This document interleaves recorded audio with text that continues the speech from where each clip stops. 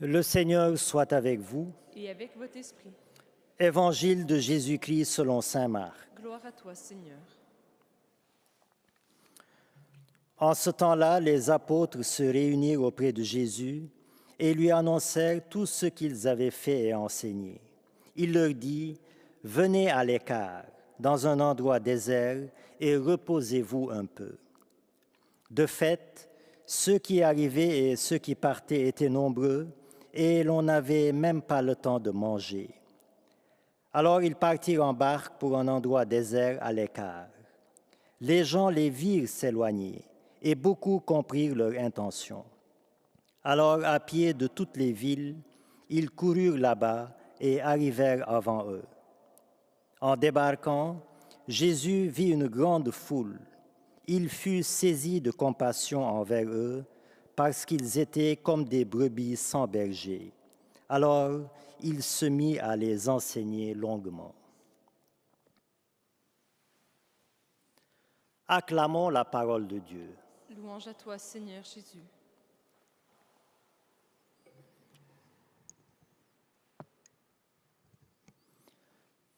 Alors, les lectures d'aujourd'hui et même le chant d'entrée évoquent Jésus-Christ sous la figure du berger. Le berger par excellence, nous dit la première lecture. Le Seigneur est mon berger, nous dit le psaume. Et les foules affluent vers Jésus comme des brebis sans berger, nous dit l'Évangile. Jésus-Christ est donc le bon berger qui conduit son troupeau, son peuple, son Église vers les eaux tranquilles de la vie éternelle. Mais n'oublions pas et n'oublions jamais qu'il y a un autre berger, un berger farouchement concurrent, un mauvais berger, Satan, qui cherche constamment à détourner le troupeau des eaux tranquilles de la vie éternelle vers les eaux troubles de la mort éternelle. Deux bergers, deux volontés, deux destinations. Jésus, le berger divin, qui veut nous délivrer et nous conduire à la vie éternelle, et Satan, le berger diabolique, qui veut nous détruire et nous conduire à la mort éternelle.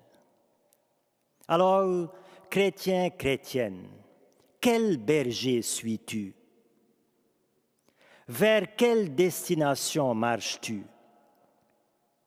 Alors, bien sûr, notre désir est fort et intact de suivre le bon berger, mais notre volonté est faible et souvent nous acceptons les propositions du mauvais berger.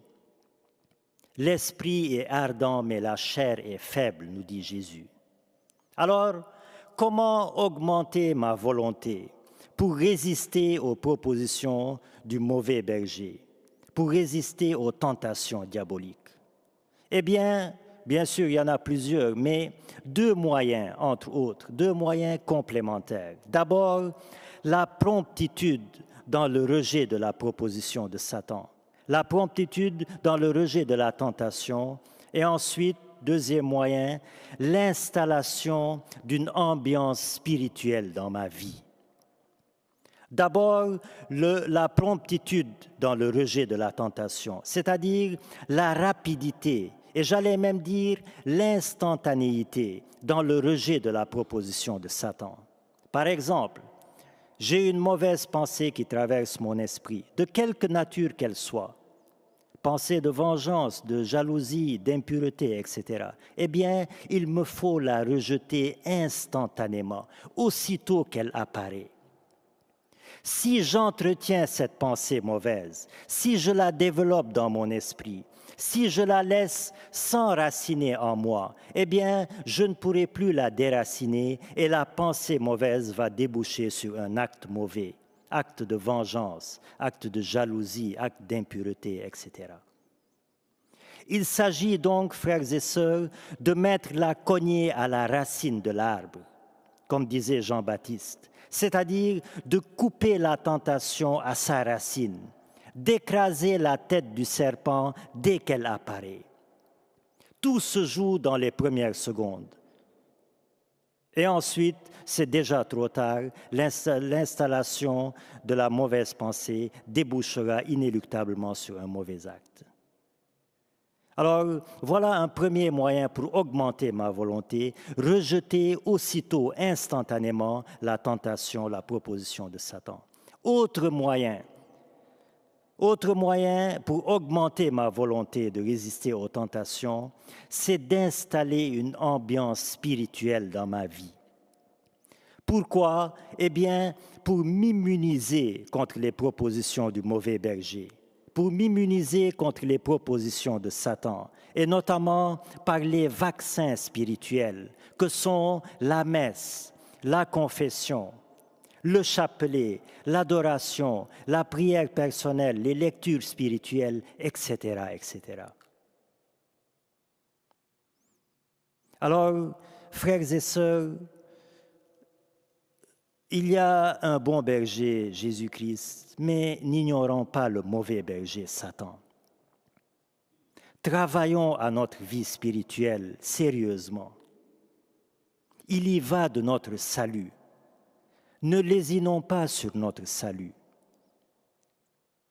Ne vivons pas dans le laxisme, dans l'indifférence, dans la nonchalance quant à notre salut. Marchons résolument avec le Seigneur. Suivons le bon berger. Allons avec lui vers les eaux tranquilles de la vie éternelle. Lui, le vrai berger, le seul berger, le berger par excellence, le pasteur éternel, Jésus-Christ notre Seigneur. Amen.